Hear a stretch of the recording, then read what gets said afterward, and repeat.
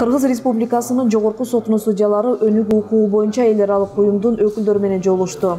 Жогорку соттун судьялар Кеңешбек Токтомамбетов, Инара Гилизиденова, ошондой эле жогорку соттун аппарат жетекчисинин орун басары Эркин Исхаков менен жогорку соттун алдындагы сот департаментинин алдындагы Адилет сот маалымат технологиялары боюнча мекемесинин директорунун милдетин аткаруучу Рустам Шабыевдер болушту. Ал эми өнүк укугу боюнча эл аралык уюму тарабынан директору Фред Хьюстон жана анын кеңешчилери Дилбара Максимбекова, Нурлан Алыбаевдер катышты.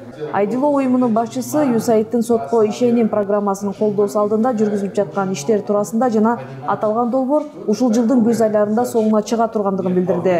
Тараптар USAID-тин сотко ишеним программасынын экинчи этабынын алкагында кызматташуунун мүмкүн болгон багыттарын талкуулашты.